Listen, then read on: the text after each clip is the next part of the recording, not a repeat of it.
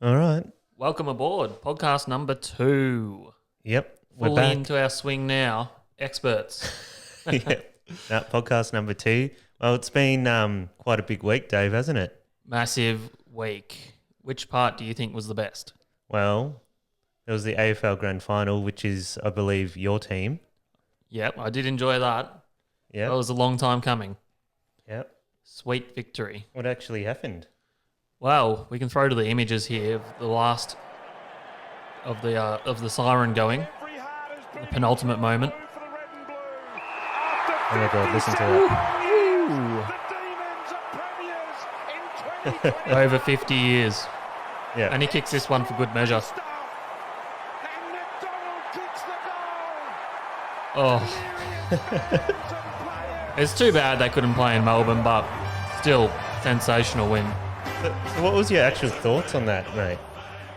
Oh, well, under current restrictions, there was just no way it was going to happen. Yeah. And even if they did make an allowance for it, it just would have made everyone else pissed off that they can't go and do things. There is a little bit of that sentiment that the AFL gets away with a lot more than us common folk. But just seeing that like the joy that brought to so many people was fantastic. Like to see Neil Danaher get to see his team win a premiership, that was sensational.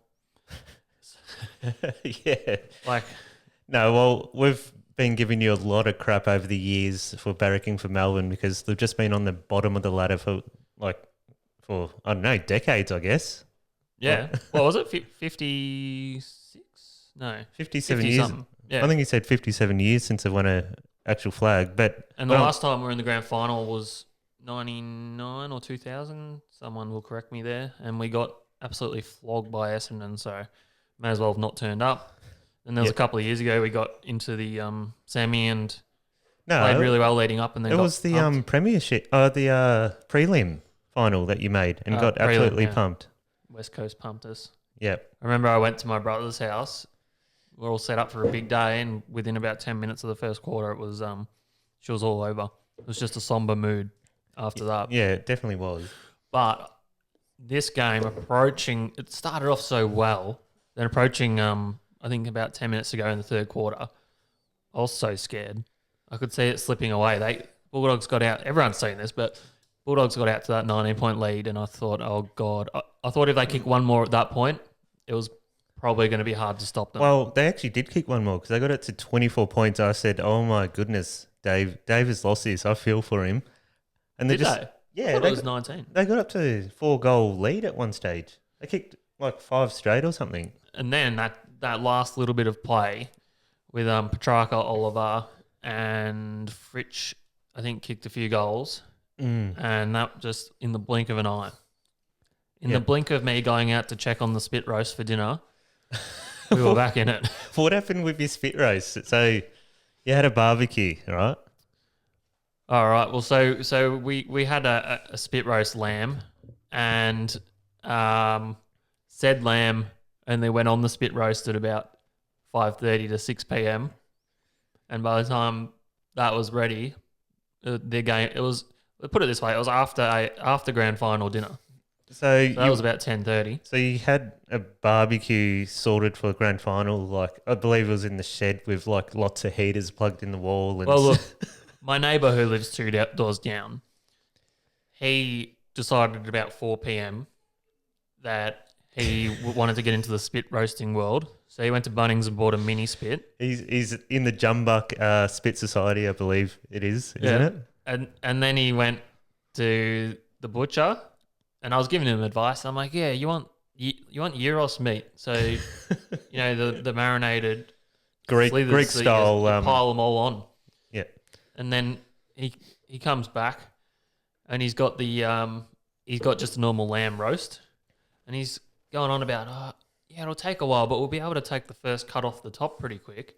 I'm like, no, you've bought a roast. You've got to cook the thing the whole way through. And he's like, oh, you can't. No, we'll be able to take slivers. I'm like, well, the top bit will just be skin. Yeah. No, what I saw from pictures, he actually didn't buy the proper gyros where you can just shave it off and eat it as you go. He bought an actual like a leg of lamb or something that he just shoved on a stick, I believe. So anyway, he then was having his own little viewing party and had 37 heaters plugged in his shed. No exaggeration. Yeah, 37 heaters. Slight exaggeration. And they were all like electricity ones, no gas ones And or the anything. spit and the TV. And bang, out goes his power, right? So we couldn't leave it like that. There was no spinning happening on the spit. So I came down and I live, like I said, probably about, it would only be 50 metres away. So Not even, mate. You could throw a tennis ball into his front yard. we ended up walking up the road with a spit, going hot coals and all, back to my house. And Maddie, my wife's in the lounge room just getting ready, having a hot chockey, getting ready to go to bed. And we bust through the door with this lamb on a spit. No, well, so why were you carrying it down to back to your house? Well, he lost power. Oh, I might have breezed over that bit. When he lost the power, it didn't just throw a fuse. He actually blew up the whole street's power. Well, not my power, but like him and a few other houses. So you're saying on grand final day, live during the game, he's blown the power in the street Just before halftime. So like everyone's houses in Crib Point lost power to it. Yeah, not mine, luckily. And did he get power back on or what? Yeah, but if he hadn't have brought it up to my house, someone would have been standing there rotating it forever. It would have been a disaster. So, absolute necessary move. All very COVID safe, as you can imagine. And so what? You took the hot coals back to your house. Yep, hot coals and all. Plugged her in, saved the day. Watch the rest of the footy. Well, I'm going to show you a snippet of what his barbecue looked like originally. It's just like what was going on here. Yep, she's well on our way. It stopped twitching from being alive now. Oh, this is Brendan's Literally touched barbecue. the coals, so they're pretty hot. So that's him cooking That's actually at about 7 p.m. At 7 p.m. he chucked on a lamb roast on like cold coals that aren't even lit properly. Yeah.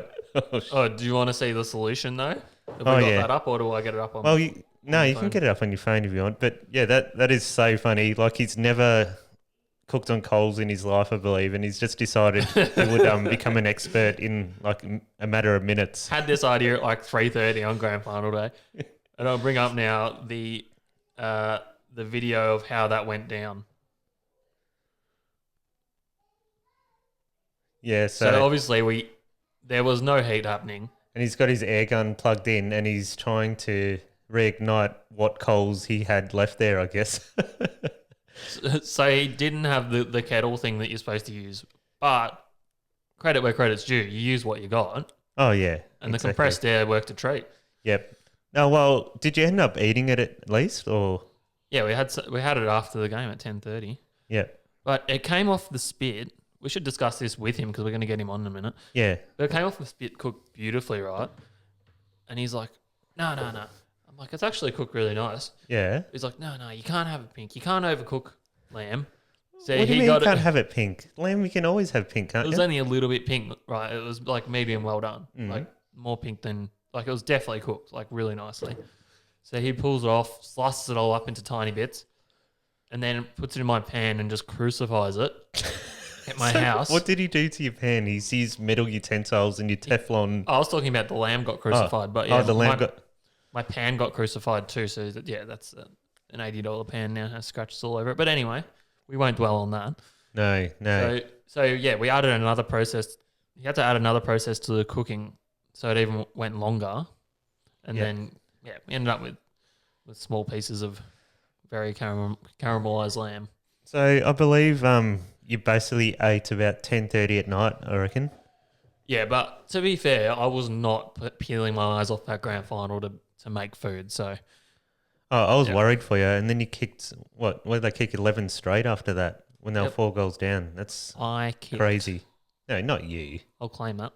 All right, you claim that, mate. I reckon we should get our guest up. Actually, I think it's a pretty good segue while we're discussing All right, well, grand final you day. can now. talk about some other stuff while I try find his phone number. No worries. So, will we talk about fishing today? It is supposed to be a fishing related podcast. Well, it's obviously heavily related about fishing. All right, while Adrian's getting our guest up, I'll talk a little bit about the weekend's fishing, which I was not able to be involved in. I was going to go. Me and Adrian have been talking about it all week, and then it got to yesterday, and I'm in the midst of a renovation to my house. We're getting one of our rooms ready for a new arrival, a little bub coming, and I was at war with some architraves and paint, and I really wanted to go fishing, but I got so pissed off with how badly everything was going because I'd already gone down to Bunnings in the morning and got some architraves, and then I managed to get slightly the wrong profile architrave, and then the painting wasn't going. Hang on. I think we got Brendan here. All right, we're going to finish that story up. No, you haven't. You've got me in the car. Okay. So Brendan. We're now driving. We're driving to the next appointment. Hi, Adrian. What happened to 5:30? Okay, well, Jeez. we call you at 5:30 then. Yeah, we're going to call you back. We don't want to carve. We've actually got you live on the podcast. We haven't gone to the video yet. Yeah, look at my head. So, I really car must accident. Right next to me, live car accident. I really must What? stress that hang on, there's this a live is car accident here. this is going no editing live. This car upload, here so- has just reversed into this one. What? David, Oh. stop talking. Oh my god! What? He's actually just reversed into him. Show us the Yeah. damage, mate. Can you show us the damage? I don't think it's major. Okay. There's bits This of blue stuff on the car back. road. If you look down, there's like tail light on the road. Oh, they're actually. Yeah. Tell you Wow. what, guys, just let me get home and we'll have a chat. Yeah. I want to introduce everyone to a couple of special guests I got on for tonight. You know? Oh, you got some special guests for tonight. You reckon? Yeah. Yeah. Okay, Yeah. but there's no editing. We upload it straight from this, so keep that in mind. Yep. That's all good. All right. Well, we'll speak to you later. This How do we even hang up? See ya. See ya. Yeah. So that went well again. anyway. We Well, try we- to tee up these phone calls, and people said, "Yeah, we got you this time." Oh, the other option was Jonah, who we kind of half had on last week, but this week he lives a life of luxury, as you guys have probably worked out by now. He's at the Whit Sundays doing tiger shark tagging, so that would have been awesome. But he's actually checking some of the baited lines right now, so Yeah, we can't crazy. get onto him. But I'll carry on with what I was rambling on about before. So anyway, yeah, my renos went so badly that I got the shits and gave up on fishing for the day. So sent Adrian out on his own. No, well, what happened is Dave was too busy painting, and I go, man, I'm not waiting for these guys. I'm just going to load up my 420 Renegade and just get out there and get it done. And yeah, so I had no bait, so I came last days, helped myself to his freezer because he caught some squid the other day, and took his squid and I think a few sinkers and hooks and Yeah, I was like your little tackle store. yeah. And some glows tips for your rods. Oh yeah, that's one thing that came in handy. Oh, last and night. a GPS mark. Oh yeah, but we worked on that GPS mark. Over the righto. last few. What are you talking about? That was that Equinox mark. Yeah, no, you're just very quick to qualify that it's both of ours. Well, you and I are the only ones who've fished it over the last 4 years. So Are we though?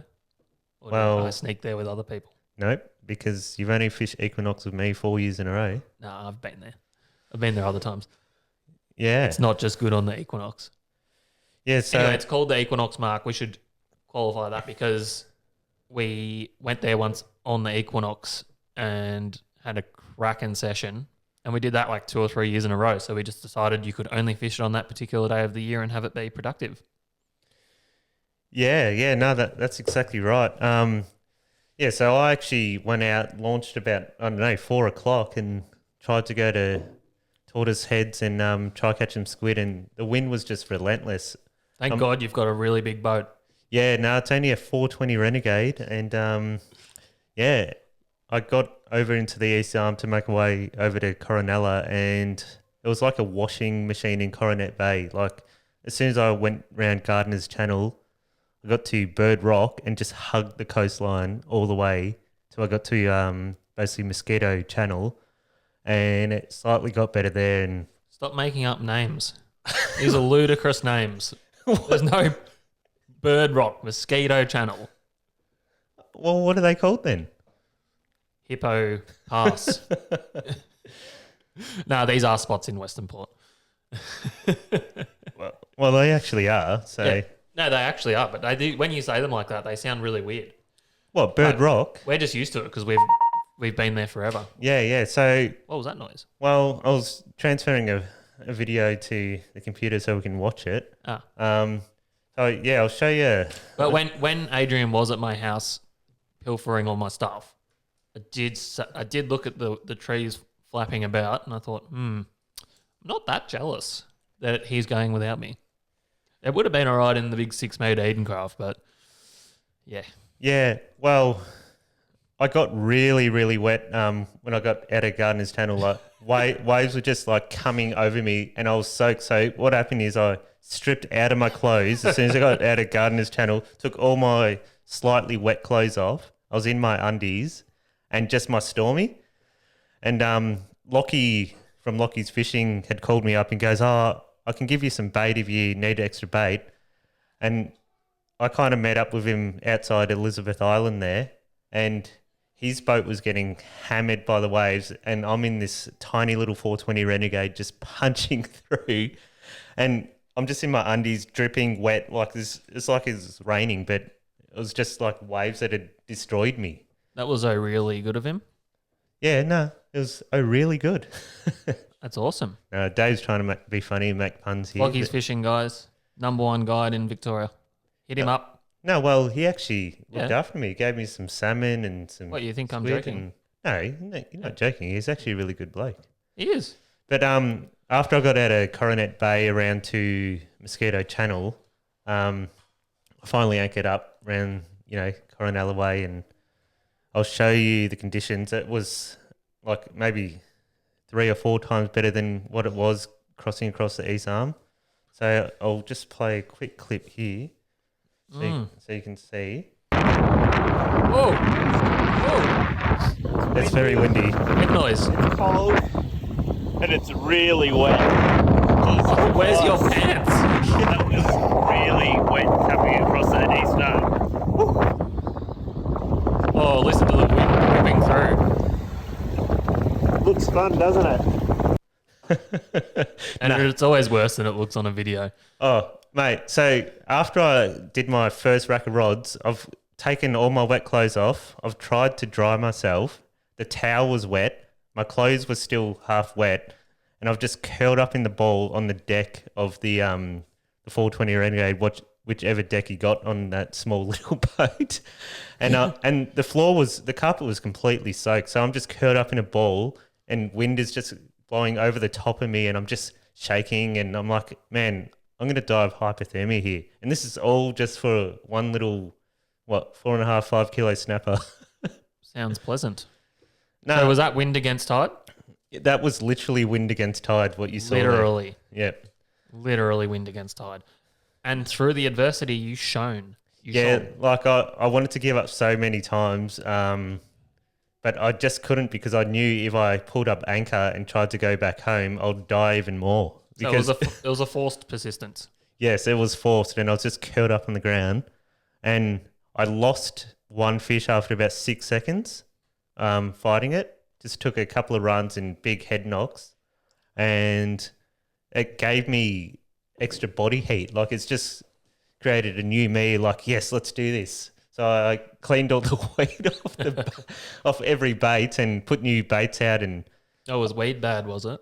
oh yeah, well, when you got wind against tide, you always get like the weed that just gathers up on top of the water and just gets dragged right down to your sinker and your bait and stuff. Well, we've had a fair bit of rain, so you get a lot of runoff in Western Port, coming down all the tributaries and stuff, and some of the seagrass gets washed into the system and can be a real pain.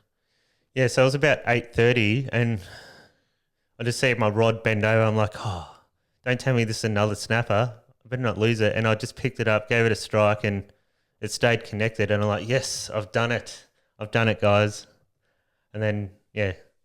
Yeah, it's amazing how that one fish can just make it feel like such a success. And Yeah. it's also funny that, like, literally on the last episode we did of this podcast, we talked about how we wouldn't bother going snapper fishing till mid-November when it was a sure thing. Well- And then you've just gone and put yourself through absolute hell. Yeah, no, it was definitely hell, but I think you got to do that to catch your first snapper for the season. And I actually hadn't caught a snapper in that 420 Renegade yet. Yeah, so there's that added bit of motivation. Oh, mate, that's you need always good. motivation. And then when you got people on, I guess, Instagram and stuff, just texting like, oh, still haven't caught one. I'm going out every night and stuff. And it's like, that gives you more motivation to try catch one.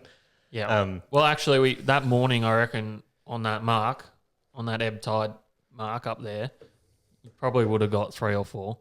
So, because that morning was when that barometer was still slightly rising or was beginning to peak, and it was a nice calm morning. And that ebb tide in the morning, the fish would have fed really well. And I think quite a few people got them. So, and at this time of year, if they do feed in the morning, they're always going to be a little bit trickier in the afternoon because the bite times are so much more condensed because of the cold water. Yeah, well, I had about 12.7 degrees on my sounder there. I didn't even bother marking up. We just anchored up straight on the mark and... Yep, so I know that mark. It's just at the bottom of an edge. Yeah. And the fish just cruise along that. It's just a bit of a highway. Yeah, for sure. So I was happy I got that fish. I'll try to bring up a photo of the fish now so we can have a look. That's beautiful. Yeah, so there's the fish there. Little Nio. Obviously, I didn't get a live fish of it because, I was dying in my boat and there's no way I was going to pull out, try to do a self-timer while the boat's rocking side to side so heavily. So you literally had to wait till slack tide before it was safe to get home again, which was at about 11, 10:30. Yeah, about 10:30 last night, 11 o'clock. I waited to slack tide, but it actually changed the wind. It went easterly, which is going with the channel to get home. So it actually gave me a lot of momentum. I reached top speed quite easy. Oh, what's that? 50.7 kilometres an hour. You must have been with the current. No, well, it was slack tide. Untrue. I was with the wind. I think it was about 8 or 9 knots it died down to, but the whole night I was fishing in 16 knot, 17 knot with like 22 knot gusts, and it was side wind too because it was south-southeast.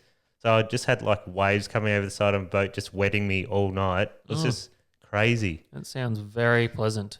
Very pleasant. And I was still up when you came in because I'd been up watching the Formula Ones, which, might I add, was a ripper race. Yeah. That was partially why I was hesitant to go fishing, I'll be quite honest. I wanted to watch that. And anyone that's into F1s, I won't go on about that one too much, but poor Lando Norris, he got absolutely ripped off right at the end, leading the whole race, and then it started pouring down with rain. Everyone else came in on to change to wet. Hang wet on, this tires. is a spoiler alert here. Oh, no, well, mate, people have had plenty of time. It happened like 12 hours ago. Oh, yeah. Okay, spoiler alert. Spoiler alert.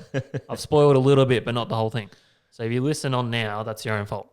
So anyway, everyone came in and got wets on, and Lando stayed out on the slicks Yeah. for McLaren, and he was just like, he made the wrong choice because he could not keep the car on the road, and all the cars that changed to wets were gaining on him at about like 10 seconds a lap, and everyone went past him and he had to come into the pits. So he led for the whole race and then basically ended up 7th. Very sad for him. But if you're into F1s, rip a race. I recommend you watch that one. Yeah, right. Yeah, because I know you're really into your F1s at the moment and Yeah. you love spoiling it for Brendan who pretends to be in it. Yeah, well, he pretends he's into it, but he will never watch a race. But, you know, if you stay up all night and make yourself really tired, I think you're allowed to spoil it for all the other peasants who want to watch it the next night. Because it's always on until about midnight. Yeah, so we did the Equinox fishing mark a couple of days after. When are you planning on going fishing next, Dave? Well, I finish up my position at work on Thursday. So, Ooh. by the way, still unemployed. If anyone's got a really good job for me, hit us up. That would be great. So we found out last week that you put in your, I guess, resignation letter. Yeah. And they obviously accepted it then. Oh, well, they didn't have a choice. But so between all the painting and podcasting, I haven't put a lot of effort into finding anything else yet, but, that'll happen. But in the meantime, I reckon Friday I'm going to go and get myself an early season snapper. Yeah. Only difference is I'll be in the big comfy boat The, and do it in style. Probably big have a barbecue. a barbecue. A big 6 meter Edencraft with a big loud V8 on the back. Yes, the Edencraft, she's had the V8 250 Mercury on it for just over a year now, and Adrian's boat tops out at 50. This thing Hey, man. cruises at 50. Yeah, well, I think the top speed we've had in your boat with the new motor on it is, I think it's like 85 or something. Yeah, 85, which, compared to some people, that's not that quick because people really love going fast these days and put crazy amounts of horsepower on their boat. But for this one, we had the 4-stroke Suzuki on it before, which was a great motor too. But we've picked up another 10k an hour top end speed, and the performance, like through the rev range on this thing compared to the Suzuki, is insane. Like previously, it would often fall off the plane before about 4,000 revs. Yeah, I remember you couldn't really be on a plane before under about 28 k's an hour. Yeah. Is that right? Yeah. So we tried like every different prop on it, myself and the previous owner Mark, and yeah, that's what we're running in the end was sort of the best we could come up with, and it wasn't ideal when you're in the rough stuff. It was kind of hard to maintain that low speed and just punch through. It would kind of take off on you. But with this Suzuki, it's with the Mercury now, you can hold in at that low speed, and then the mid-range punch is chalk and cheese. It's pretty insane. So I do enjoy getting that out for a run. It's a bit more not as economical as Adrian's little 50 horsepower. Mate, my little 420 is probably the most tricked up 420 Renegade you've ever seen. It is. Go run us through. What have you got on there? You actually want me to run through? It'll take all night. Yeah, go. Okay, so I basically just bought a 420 side console off the shelf. Went to Mark Stav and said, "Give me that," basically. And since then, I've put new sounders. So I've got 2 7-inch, one Simrad Evo 3, and just a Lawrence, what is it, fishing elite thing. Elite? Yeah. I wouldn't even know. I think it's called a FS, savvy. which is called a fishing system. Anyway, so they're all linked to each other by Ethernet and Nemea 2000, which also has control with the XI5 at the front. So I can literally dot on my sounders and it'll follow a path when you're going, I guess you can make a squid troll. And yeah, you can punch it all in on your sounders and it's bloody awesome.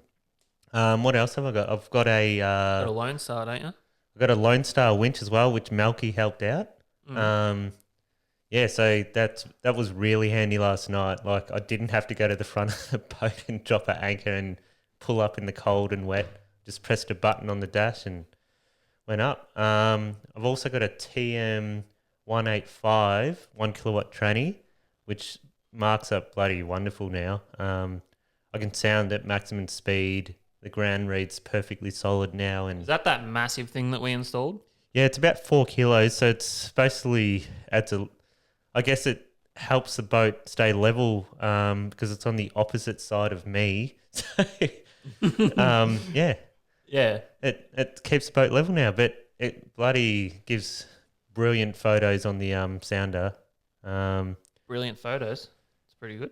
Well, Brilliant images. Images, photos, whatever you want to call it. You take a photo of it with your phone. So Yeah.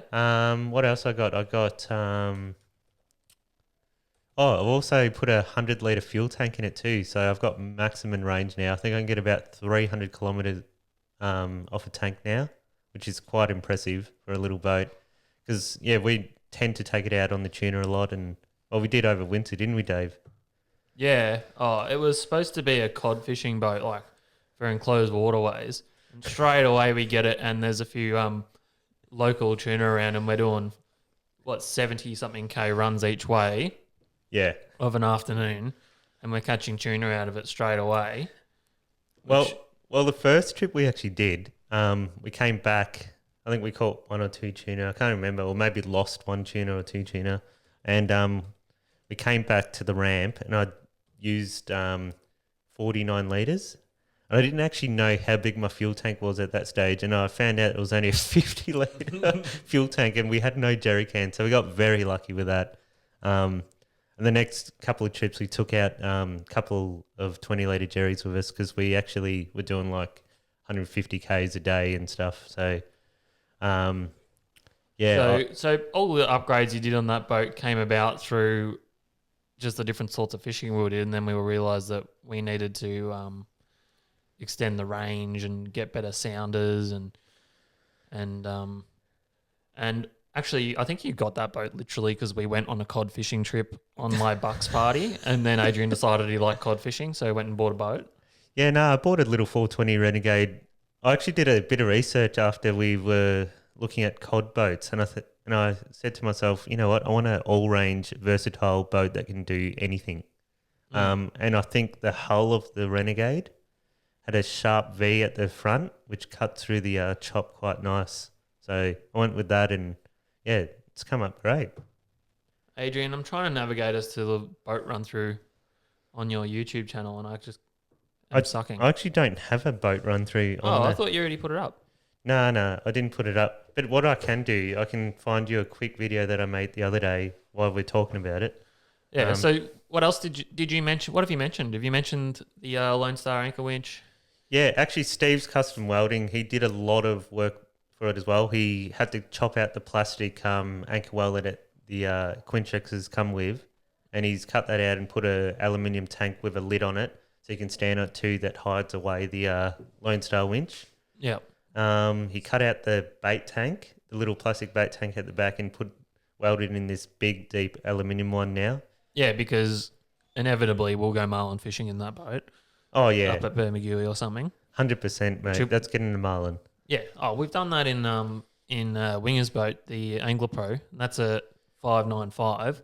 So actually quite a big tinny, but it was great fun in the open till this year. We were just driving straight on into bait balls and pitching baits in. So definitely doable, especially up there on the south coast where the runs aren't too long. I mean, we've already done much bigger runs than that chasing the tuna locally, and not always in calm conditions. No, not at all. We went out in the western entrance one day, launched at Flinders in it, and it was about 25 knots of southwesterly, and yeah, we ate a lot of crap out there. It was horrendous.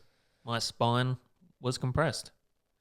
Right. So you put a new prop on it recently as well? But that was a fail. So yeah, no, that was a fail. Yeah, I tried to put a different pitch and foreplate on it, but I couldn't get over 3,000 revs. Don't play with props. Well, yeah, that's true. I just kind of let whoever installed my motor play with the props. Yeah, that's probably the smart thing to do. Yeah. So we got the 4-blader on the big Merc, and I think Adrian tried a 4-blade. Was it a 4-blade? I tried a little 4-blade thing. I actually wanted, because I'm happy with the speed, 50k an hour. That's pretty good for a little tinny, but I wanted more punch to get on the plane quicker. Yeah. So I thought I'd try a 4-prop thing. I think it was a Mercury Spitfire thing, but I definitely got the wrong pitch. That's for sure. Got COVID issues. Yeah. There's literally nowhere to go to look at them or get proper advice while in lockdown. So you just had to have a bit of a stab in the dark, and you stabbed incorrectly. Yeah. No, I definitely did, and we won't talk about that ever again. So we didn't find that video. Well, I have found a video, but yeah, it's taking quite a while. Oh, that's all right. I think we've described the boat in brilliant detail. Anyway, if the video comes up, we'll have a quick run through again, and yeah. Yeah. So big plans in that little boat. Adrian thinks he's going to catch a swordfish in it. Well, I think I'm going to draw the line at going 100 kilometres off Lake's entrance in it. Happy to be support boat in the Edencraft, and possible rescue boat.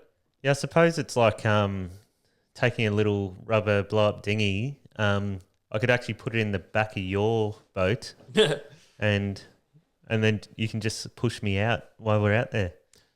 Yeah. Look, I don't think you'd die. I just think it would be horribly uncomfortable and take you a very long time to get out there. Well, I don't know. I've been out there on bloody marvelous days. It's Yeah, that's like, true. You actually look at it and go, "This is better than Western Port." Yeah, because you but don't. that's get because we the do current. pick those days because we know how dangerous it gets out there. So sometimes it is that calm that you could just go out and anything anyway. But it is when it blows up unexpectedly, that's when you might be in a little bit of strife. But Yes. So I found the video of my 420 Renegade. here she So is. yeah, basically you can see the Lone Star there, the aluminium well that it has. The eBay Eva flooring. Yeah, yep.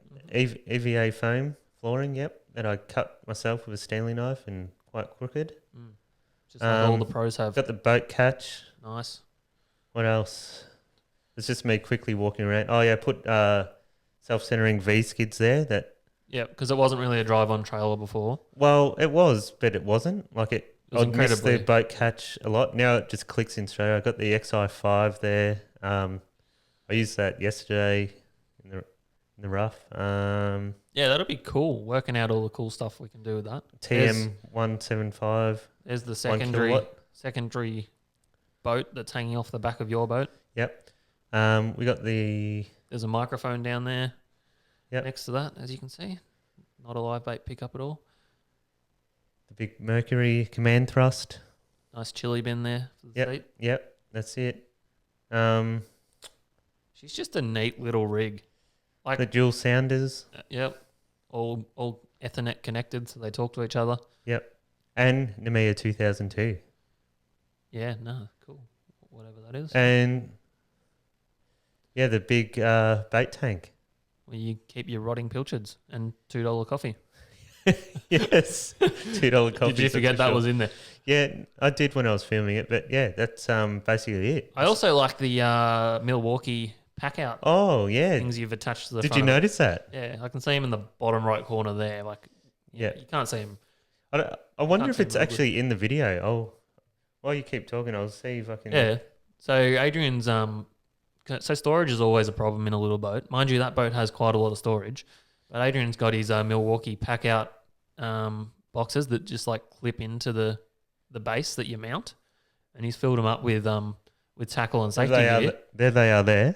So I've got a Milwaukee. I guess the clip-on rack there, and all the boxes just clip straight onto it, and they're all IP rated, which is bloody awesome. So as you can see, it's there, and I can just quickly grab it instead of going through, all your storage, lifting up all the floors when someone's standing on it, and yeah, so that's on there too. That is really nifty. Yep. Really good idea. Yeah. So we'll see how it copes, because nobody else really does that. So we'll see how it copes with the weather abuse, because Well- it'll cop some water there, oh boy. There's supposed to be. Well, yeah. Yesterday it copped a lot of water. Like, Like half of Western Port. yep. Basically, it was crazy. Yeah, so that's my little 420 Renegade. I don't think I need to do anything more to it. It's basically the ultimate small vessel in the world now. All right. Winger's saying we can get him up. Okay, So we'll get him up. So hopefully he won't be in a car. But how was that before? I thought he was joking. There was legit a car crash right next to him. And remarkable that he didn't cause it. So let's give him another go. Get him up. Here we go. oh, we got Brendan here. Hello. Going on. Hang on. Going on, incredibly old boy. Can you turn your phone? Can you turn your phone horizontal for us? Horizontal. Yep, horizontal. There you go, I can mate. just see. All I can see is wardrobe doors. Yeah, that's fine. That's fine. No, it's not. Have you got a problem with wardrobe doors or what? I do. That's horrible. Incredibly impersonal. Hey guys, Depends. there's Hey, special guest, right? How was? Some old. Ooh. Oh, yes. Oh no, he's got he's named his two bantam chickens as a white one and a black one, and he's named them Dave and Adrian. Can you guess who's who? So that's Adrian there. David's going in for a peck. A little bit of a scratch, old boy. Oh no. Classic. Classic They me. heckle each other. Dominating the food. He actually called us up one day and he starts what do you call it? Cockering when they make those noises. What's it called? I don't know. When they cock-a-doodle-doo. Yeah. When they cock-a-doodle-doo. There's a Camry behind you. Some sort of like old Toyota Camry. That. Yeah. That's an Alex Serrano, mate. You're just waiting to send that one to scrap, are you? Is that an A9X? No, it's an AX9. Oh. So that's what we call a sleeper. Okay, so that's a daily driver for the missus. It's got a fuel injected 304 roller, The ball just hit it. with a 9-inch diff and a 5-speed gearbox. So it's a bit of a sleeper. This was an old stocky, but yeah. So that's what that is. Did you Guess notice? what? You rang me when I was in the boat doing the charging. Oh, great. So we just did a boat tour of Adrian's boat, Yeah. Did you? so we could compare. Yeah, well, I got some special things that Adrian doesn't have. Oh no, here we go. Actually, we didn't talk about my charging system. Leaves on the floor. I definitely don't have leaves on the floor on my boat. It's better than that. All right. So first of all, we have this is called Sphagnum magrossi. It's a type of grass. Oh no! So as you can see, it's growing. I'm growing a special variety of grass in the anchor well. It grows exclusively in boat anchor wells, that grass. Oh Now I'm no! going to take on another He's tour. paused us. He's making a call mid-call. You've paused it. It's my daughter. Can you ring Billy and tell her to stop hassling me? This is live on our podcast. I'm turning him down. That is ridiculous behavior. Oh, we're back. We're back. A few But you technical wouldn't issues give there. everything. Let's Now, listen, just put that up for technical issues. Yeah. Yes. All right, so give you a tour of the boat. This is Chili's. This is the 5-metre tinny. Oh, As you dear. can see. Now, if you look down here, this in particular, this scat, right, Oh no. that's possum scat, Perfect. all right? Because I think they get in the avocado tree and the fruit trees, and then they come and munch their shit here. Yeah, no. This is your common black house spider. All right? Brendan, you know this is live on our podcast, aren't you? And Yeah, he's very you're kind of fair. shaming yourself with the No, boat. he's very proud of the ecosystem he's created. Look, that's Max. I can't get rid of him. He's not a mercury. He's a black spider, and I call him Black Max. Black Max. What's going on here? And he lives up in that hole. Oh no. Something comes out. So he comes out of the 100 horsepower there and just comes onto the tiller stick. If you have a look at these scratches on the U-Fish logo, on the these here, That's a cat That's from the cats. scratching. I'm glad we spent all that time installing that, and we were worried about tiny air bubbles. Yes, do you remember that, dear? yeah, that's Ripley. Ripley, hello, darling. Hey, Ripley. Oh, Sit down. vicious. Oh, Girl, go to bed. Ripley, Rip, go to bed. Come on, go to bed for that. she's disobeying. Very obedient. See, Mm. she's going to bed in her brain. Sit. Go to bed. Good girl. Oh, She's a good girl. kill. So I found another wiring problem also. Yeah? What's the wiring Another problem? one of those short crimps got sort of crimped and Yeah. wire pulled out. Classic Oh, Adrian. great. Yeah. Well, crimps don't normally have a short little crimp at the end, do they? These ones that we kind of No. bought did. It's quite Adrian disappointing. did an awesome job. He crimped up everything for me, but what we didn't realise, both of us, the crimps were this long and he crimped the back and the metal was just in the front half. So all the wires came out. There's my little lecky leg. Yep. You can see that you ordered the right length there. No, well, actually, That's Some local bird poo. Just get rid of that. that's good. Local bird food. So, More spider webs. oh, nice. So this is what we do in lockdown. We just play basketball. Like we're very proficient at basketball. I heard Can see that. I heard that you're the 3-point champion. No, not anymore. I can't beat him anymore. At first I was dominating him, but now I don't even get a look in. Yeah, 'Cause right. I'm going to work all and he goes all day just shooting baskets. I think you need to play some harsh defense and shack attack him. Is that what it's I called? do the odd punch. Oh, the odd heart punch works. Yeah, You, completely in the rules. do you do the old Kareem Abdul-Jabbar skyhook move on him? Have a look at this guy. Ava, you won't recognise this. Look how clean it is in here. Oh, As you look through this the is the broken old window. fishing shed. I actually filmed a video here years ago. That probably wasn't the best angle. You pointed it right at the pile of rubbish that you'd accumulated No, in the there's no middle. rubbish in there. Oh, wasn't No, there? that's a big pile of tools and a wheelbarrow. the old wheelbarrow storage. In there. Illegal cat breeding. Nothing happens in there. I'm not sure, but we're worried about it. Yeah, So You should- that's you a should really, liberate those cats. Yeah, we've mentioned about it to the. Technical. We couldn't hear you properly then, mate. That's all right. It's probably for the best. Anyway, when do we start the podcast? Shortly, we've already discussed your grand final day spit roast and how Oh, swimmingly yes. that went as you destroyed the whole town's power. So anyone in Crib Point who had no power during the AFL Grand Final, this is the man to thank. Hang on a minute. How is it that I can have 10,000 watts of heater going in the shed, right? Yeah. Not trip out the shed power, not trip out the house power, but then shut the whole block down and blow out the fuse in the street? How's that work? The problem is that you've got the right amount of breakers that suit those appliances, but you're demanding more power than the actual demanding, power that the street can handle. Electrical chat. So there was no.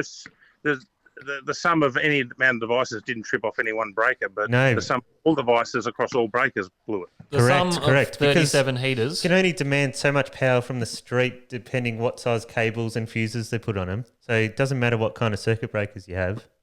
If you're using more than, the amount of power that the street offers, of course it's going to blow the fuse. That's a real attention-seeking boy you've got there. No. Yeah, well. Oh, yeah. Here, look, guys, this is what's kept us alive in Tilly all these years. Oh, yes, the Tiki. You remember that? That Tiki Yep. lives in Tilly, keeps us going, guys. That's a good luck charm. And Do you we remember have we nearly shoved- died a few times in that boat too, so... Yes, we have. And you can thank Tiki that we didn't sink like in the shark-infested waters at Whitsundays that day when we had water pouring over the transom in the rough. There's been a few sinking incidents, that's Tiki. for sure. Do you remember Yes. that time we shoved a couple of bananas in his boat, Dave? No, it was not even a real banana. It was like a banana holding container shaped like a banana, and That's right. Brendan I imagine I would have got angry. wasn't happy. Wasn't happy at all. I wouldn't have been happy. What's No. it? So, how are you going to blow all that dust and poop off there? Is there a fishing trip planned, or is that too much? Yeah. effort? Well, while it's dry and the barometer's high, best time not to fish, I found. I'm going to get small boy in here with the Dyson, give it a going over, and I'll give him a few bucks. So, you hadn't thought about investing in a boat cover because I've got one, and Have you thought about using it? it's go have a look right now, mate. It's on there, and I only swore 100 times while putting it on. So you always complain about how dirty your boat is. Mine's exactly the same But you don't complain. because we live in an area with lots of trees and no covers. Well, I've got the world's biggest oak hanging over my one, and it drops leaves 12 months of the year somehow. Brendan's comparing his tree to your tree here, I Oh, no, believe. that's pathetic. That's monstrous. That's an avocado tree. That's an avocado. You get any, what is it, Hass or what are the species of avocados they have? It flowers. Have a look how beautiful the weather is, guys. Yeah, the barometer's Now, when I come crashing. here, there's absolutely no wind moving these trees, and Western Port's just over there in fact, Hands Inlet's probably about 400 metres through Yep. those trees. With Western Port North Arm, if I put the drone up now, you'd probably see it about 1k away. So last night when I was fishing, what did the trees look like? Oh, when you first got out there, they were blowing, Yeah. but when you came home, there was dead still, Eddie. Yeah. Have you talked about your fishing last night? Yeah, no, it talked about how I should have died multiple times and died from hypothermia and all the above, I guess. Successful. And how you were both food fishing because you were that wet? Yeah, yep. Well, I put on half damp clothes when I anchored up, but yeah, I was basically driving in my undies and my Stormy for half of the trip. Is the footage nice and clear? The footage, yeah, it's pretty good. Yeah, good. I've got a little bit of a story actually about getting wet in Western Port. Oh, here Warren, we go. fisherman Warren Carter and I used to do a lot of hours hunting and looking for dewies, right? Anyway, that's all we've got time for on Win Against Tide podcast. let's, wrap that up we'll right wrap here. that up. Nah, well, go on. Just quickly, Yep. we thought we Hey, borrowed just quickly, Brendan, can you tell the boy to stop bouncing the ball? stop bouncing, Finn. Go and play computer games. Go kill some people on Call of Death or whatever. Yes. Annoying agents at headphones. Yes. One last mega shot. Oh, all right. Let's put money on Here we this. go. Live mega shot. Let's put some money 3-pointer. on this. Don't go short. Whatever you do, don't airball. Oh, Yep. Ooh, I don't know what happened. We can't I think see. he hit the ring and shot a brick, I believe. No, went in. Oh, I'll be airballed that one. All right.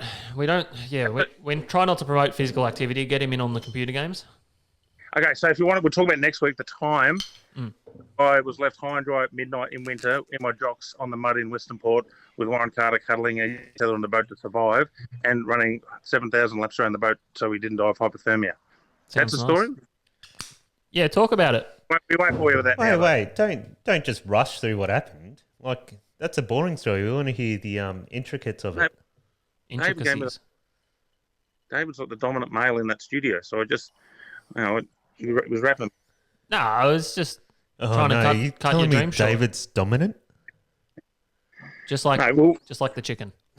Oh, don't talk about the chickens anymore, Dave. they're roosters. All right, let her rip. Come Oh, on. well, the funny story about those chickens is Brendan actually got them thinking they were chickens because no one wants roosters in the neighbourhood. Yeah. Okay. Oh. Okay. So they were half adult. They were like half grown, and they were walking down the street, huddling and cuddling each other in a corner, all nervous and scared. I love animals, so me and the kids went and rescued them, and we brought them home. And thought, oh my god! And we advertised and wondered why no one came forward. And then we realised that someone realised they were roosters, and abandoned them in the street. So we got stuck with roosters that crow all hours of the night, and the neighbours hate us, and they've complained to the council. Yeah, we have. Yep. Yeah, was it you? All right, we want to hear the Mulloway story. Go. Yeah, no, we all like Mulloway talk. We talked about my magnificent Mulloway last week, so now it's your turn. The thing about chickens, you can have roosters together. Oh, we're as still long as doing they- chicken talk. Yeah, but as long as you never separate them. The day you separate them, they can never be brought back together again. So they're brothers, and they live together. But the minute we go apart for one day and bring them back together, it'll be fight to the death. Anyway, the Mulloway story. So we're going to the mouth of the Bass River, and we had the spotlight on trying to find Mulloway swimming around the shallows at night with an electric motor, thinking, oh, this is how we're going to see Where's them. the Bass River?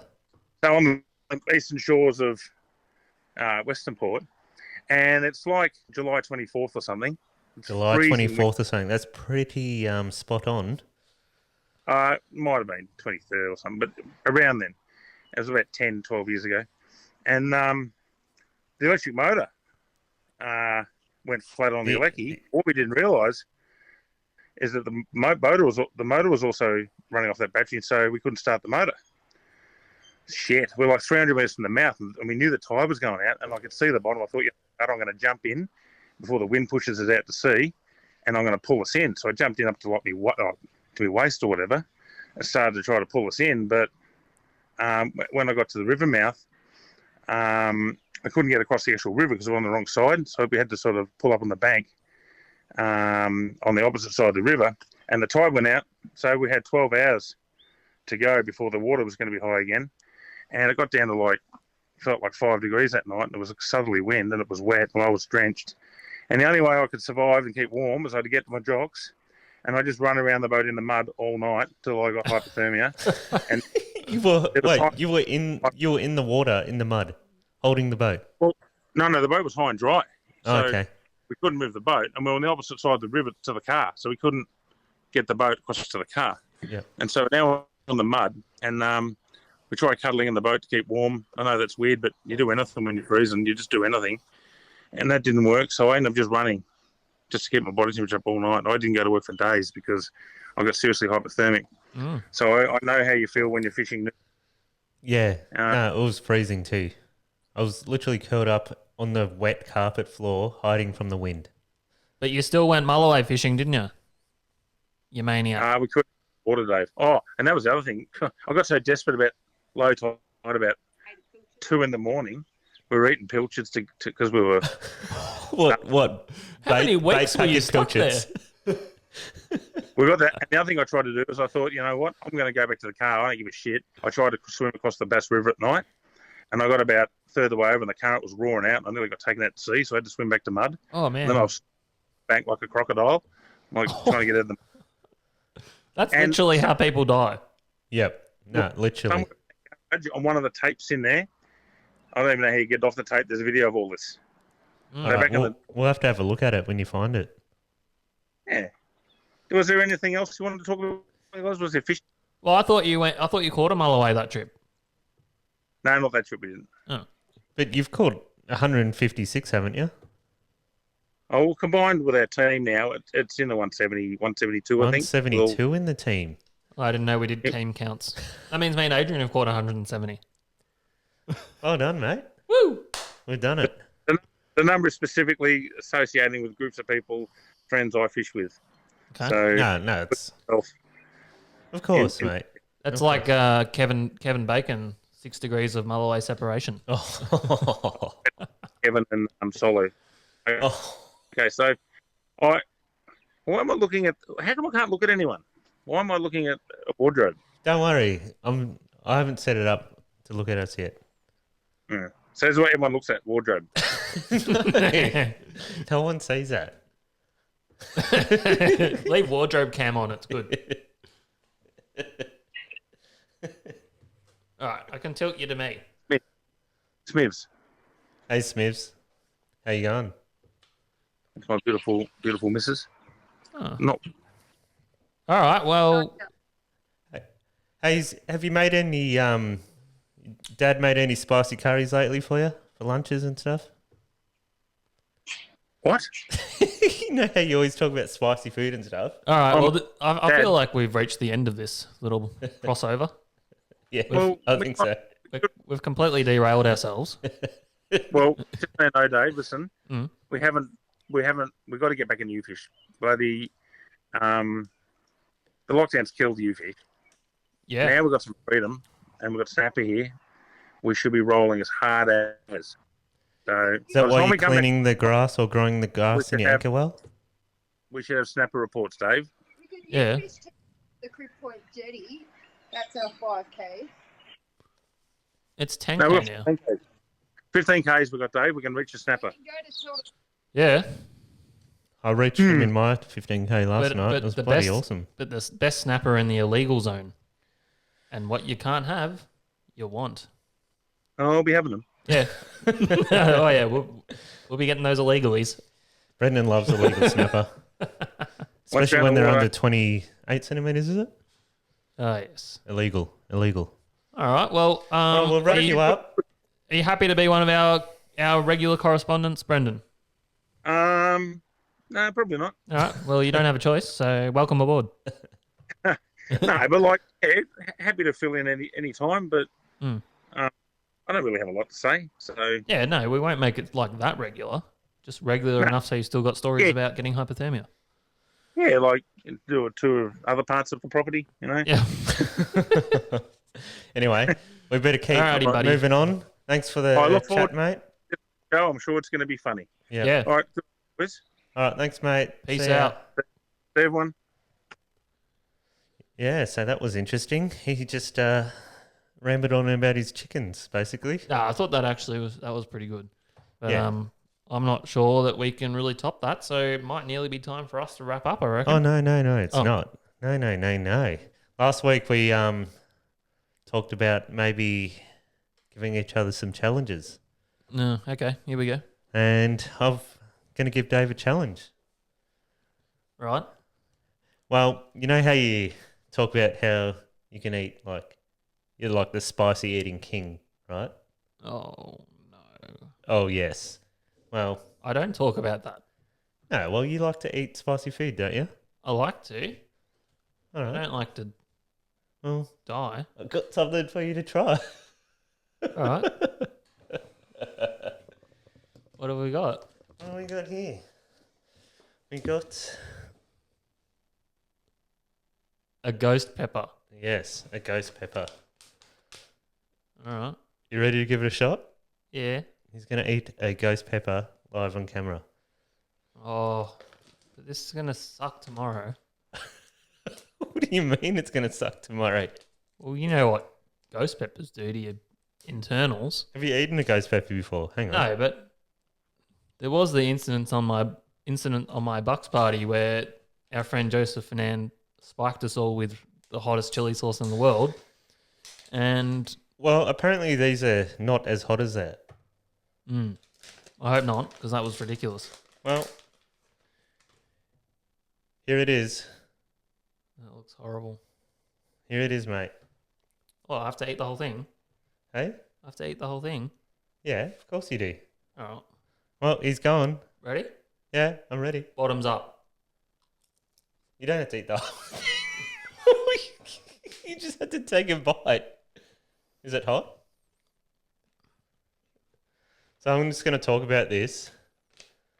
This actually has a scale of how hot it is, and it's saying 1.1 million shoes. I think shoes is the scale that chilies are rated in.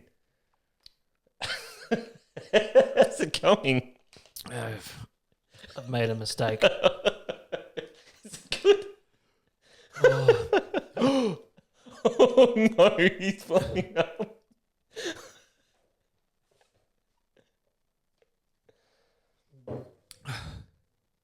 Okay, so Dave's just eating a ghost pepper live on the podcast here.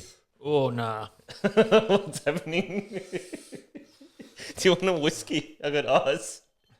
I need something.